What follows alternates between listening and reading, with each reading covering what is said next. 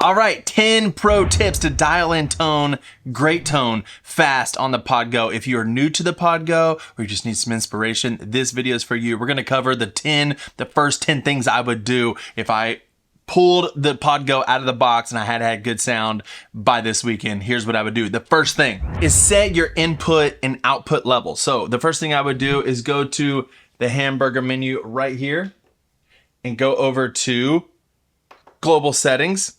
And then we have guitar pad in. Unlike the HX Stomp, the Pod Go actually has a guitar pad in, so that's good. If you are trying to tame hotter pickups, make them clean, put the guitar pad on. If you have a really clean guitar and you're trying to make it a little hotter and you want to make it louder, turn the guitar pad off. On the output, the main out levels, you either want that to be instrument or line level. If you are going into the front of an amp, it wants to see instrument level. But if you're going to an interface or direct box or front of house, you can use line level. If you need more volume, you can start with instrument level and then move it to line level if you need more volume. Or if they're like, wow, that's way too hot, bring it back down to instrument level. And then while we're here, we're gonna page over number 2. The second thing I would do is I would take my volume knob right here, this thing, and set it to amp out, which is where it is. You can set it to main outs or both.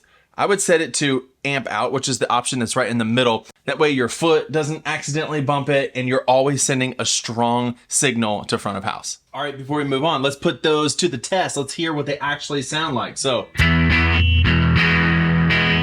guitar pad is off.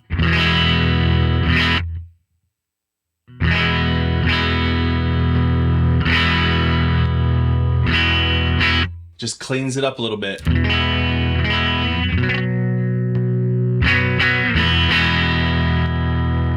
And then on the output,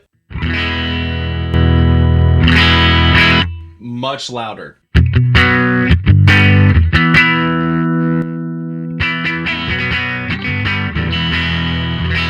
And then I'm gonna turn this off. If you want it as loud as possible, the most volume you can get is guitar pad off, going line level. That's too loud. Okay. The next thing, we're gonna page over. I don't want to be in front of the camera. Page over. And when this is set to out, it's set to amp out.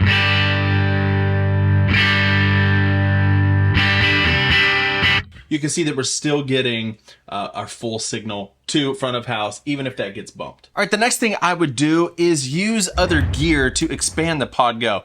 This is the HX Stomp, but you can see this little Pedaletics auxiliary switch right here that allows us to access foot switch 4 and 5 because the Pod Go only has, the HX Stomp only has 3. The Pod Go has 6 foot switches, but you also have hidden foot switches 7 and 8, and Pedaletics makes one called the Heluxy Ox something. It's huge. Yeah, there you go. You can see kind of where it lands on the Pod Go, and then you can quickly access foot switches 7 and 8. You can read about it. Pedaletics, really cool guy. All right, number 4, the next thing I would do is use the Pod Go with other pedals. The cool thing about the Pod Go is you don't have to. It has everything you need, but a lot of us have pedals that we really love. So here's my advice when adding pedals to the Pod Go. If you want to use wet effects, like my favorite reverb here, the Revelation by Jet Pedals. I love this pedal. One of my favorite reverbs of all time. Even though the Pod Go reverbs are amazing, you might be like me and be like, I really want this stereo reverb in my chain. You can either run it in the effects loop of the Pod Go or run it after the Pod Go. That's fine too. If you run it in the effects loop, the cool thing about the Pod Go is you always have an effects loop block. Unlike the HX Stomp people, you would have to make sure that you have an effects loop block in every single preset, and it's a little frustrating. Not so with the Pod Go, it's always there. The only thing is that they are single stereo ins and outs. So you will need a cable that is TRS on one side that splits into 2 TS that goes into the stereo pedal, and then out stereo back into 1 TRS input back into the return of the Pod Go. If you want to use drives like this right here, the Kernum Ridge or compression, you can just run those into the front of your Pod Go. The only thing is, if you have like a couple drives that you really like, but you don't have an external compression that you want to use, but you really want compression before your drives, then you'll need to put your drives in the effects loop, not your wet effects. That way you can place the drives after your compressor. Hope that makes sense. The delays are probably the Podgo, Helix, H6 Stomp's strongest point. I think their drives might be the weakest. Their modulation is excellent. Reverbs are getting better and better, but the delays sound amazing. There's a bunch of different kinds in there, and you can program them to do a bunch of things, which is the next one. Number five, did I just say number 5? Use snapshots, especially with like delays and stuff. So the first thing I want to say is that I use snapshots per song. So right here, you can change multiple things with snapshots and stay on the same preset. I like to stay on the same preset and then just use my snapshots to say, hey, I have access to all my individual things here, but I can also just go song 1, song 2. I'm actually on 1, 2, 3, and 4. You get 4 snapshots with the Podgo. So what you can do is you can set different BPMs. I go into the global settings and make sure that my BPM is set per snapshot, not per preset or global. But you can also go to an effect. So like delay, since we were talking about delays, anything that's white right here, which you can push the knob and turn and it'll turn it on, or you can do it on the Podgo edit. When it's white like this, it means it's being controlled via snapshots. So when we change snapshots, like we're on snapshot 1, I'm going to push down and go to snapshot 4. It's going to change from a dotted eighth and 100% scale to quarter notes and 75% scale, which is like quarter with a dotted eighth put on it. And as I snap through snapshots, you can see those things can change. That's awesome. Also, the BPM can change. Let's see. Well, you know what? Podgo doesn't have those touch-sensitive things. I'm so used to doing that. Anyways, number 6 is utilize what the expression pedal can do.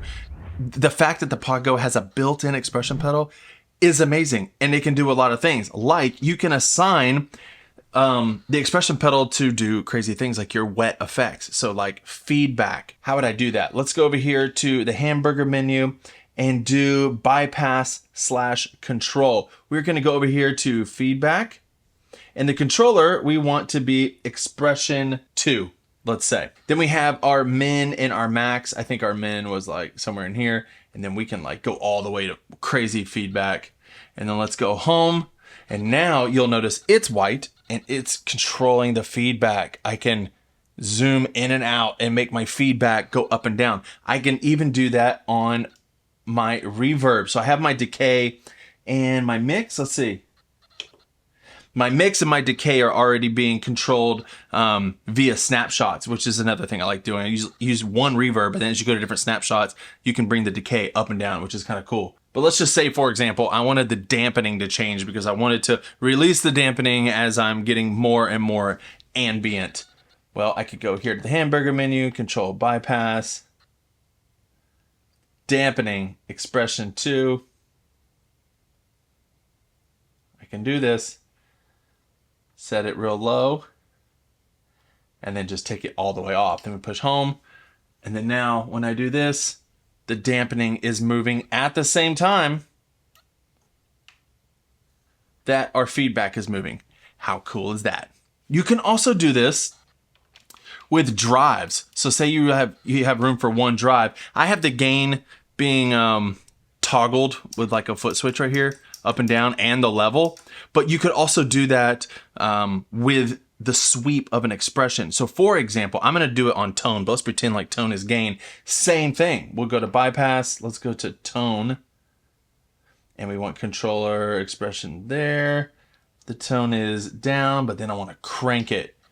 Boom. And I can move the tone as well. So expression frees up a lot of things and also gives you like live feedback on what you're doing. It's not just a toggle on and off. You can control it in the moment. It's really cool. Number 7 is to pick an amp and cab that suits your guitar and your specific pickups. Now, this is what the Sunday Ready Pack, the problem the Sunday Ready Pack actually solves. If you don't know, I sell presets. I have the Expanse Pack and I have the Sunday Ready Pack. Right here are a bunch of amps from the Sunday Ready pack. They have H after them for those dialed in with humbuckers, and they have S after them for those dialed in with single coils. But basically you get these 10 or 11 presets right here that are all kind of similar, but different amps are dialed in. And so you can, the idea is you pick your guitar that you're going to use that day. Maybe it's a different guitar than you used last week, and go through and pick out the amp that you like the best that fits with that pickup. And there you go. You can have it. Now, some of my favorite amps. So if we were just to pick a crazy preset,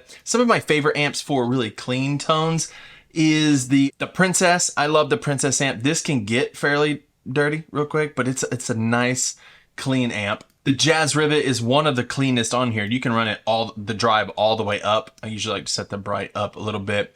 You can set that all the way up and it's still fairly clean. This is also one of the least DSP heavy amps. So if you really want some heavy effects going on, I would start with this amp. And another clean amp that I like is the Placator Clean. And I like the way that one breaks up. It stays super clean, but it breaks up more naturally. So, but it's just a little bit heavier on the DSP, but if that's not a problem, then that's not a problem. Placator Clean. Now, my favorite edge of breakup amps are the Matchstick 1 and 2, 1 or 2. You can jump if you want, put them both in there, but I like the Matchstick 1. Another one I like is in any of the Fawns. The SX30 and 15, they are not my favorite. I like, if you're going to go with like an AC30 sound, I wouldn't do this one. I would do the Fawn Bright. It breaks up better. It sounds more natural in my personal opinion. I also love, if you're looking for some other ideas, I love the Cartographer. Where's it at? Boom, right here. What amp? Yeah. And it comes with this cab, and this is a new cab. I actually made a video not long ago saying how this cab makes every amp sound better. You should just try this on everything. I would. This right here, it sounds amazing. It makes every amp sound better. And that's the cool thing, is like when you pick an amp, you can actually change the cab. So we could like pick another random amp and it's going to select the cab that goes with it if you have it set up that way. But you can change that and go pick out the Cartog Gub. Boom, right there, and partner that with a different amp. Really cool. I also love the Grammatico GSG. Let's see what that is. This Grammatico right here. This is one of those amps that has a lot of things that you can mess with. Let's close this so you can see all the parameters. Bunch of parameters, very DSP heavy, but you can change all this stuff and it sounds really good. So I would start there if you're trying for an edge of breakup tone. This is a really good place to start. All right, the next thing is number 8. Use of IRs. I love IRs. When you get a great IR, it sounds amazing. My newest IR is called the where is it at? Boom. The Mid Live, HWL Mid Live. It's one I've been using a lot lately. IRs are great. Here's the thing to know about IRs. They are a fixed snapshot of what a specific cab sounded like in a certain moment with a certain microphone, and then you're pretty much stuck with that. Like you can mess with the highs and low cuts and the volume, but that's about it. You can use IRs, but don't be afraid, like I said, to use cabs. I would pick a good cabinet, like I'm telling you, the Cartog Gub. It just has this rich open sound, and then you can mess with mic position and different kinds of mics. Like if you really want a bassy mic, the 4038 is super bassy. And what else? Dynamic mics are more bright. The closer you are to the middle, the more bright your tone is going to be. The closer you are to the edge, the darker it's going to be, muddier, less highs. And the further away you are from the speaker, the less bass you will have. So the tinniest high-pitched sound is going to be right here. The darkest, lowest sound is going to be here. This is the most aggressive in-your-face high-pitched, and this is something else. Anyways, you get it. One more thing I want to say is that if you are going to go use it, let's say you have, your distortion or whatever. I love the Timmy. People ask me all the time. I do. I love the Timmy. Put the EQ up here. Let's say we have some wet effects back here. We want delay. Multi-tap 6. Why not? Since we're playing, we'll just pick the 4 chords. The reverb. Oh, we're running out of DSP. Boom. Let's just say I want all this. A lot of people, what they don't understand, and I have people still fighting me on the internet, you don't want to run this amp model and this cab model into the front of a real life amp. Like let's just pick one, like an AC30. Let's say this is an AC30.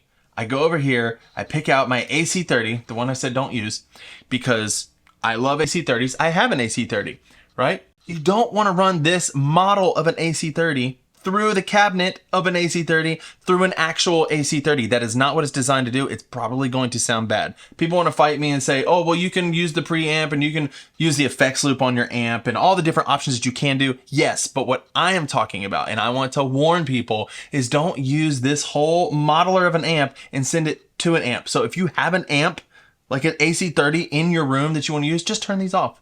That's all I'm saying. Just turn them off, okay? That's what you want to do. The last thing I'll say is don't be afraid to purchase presets. There's nothing wrong with that. Some people are like, oh, just learn how to develop your own tone. And that's good. I think, you should understand your gear and develop your own tone. But how are you going to do that? Well, you could just spend hours and hours watching my videos, because I do a lot of tutorials on here for sure.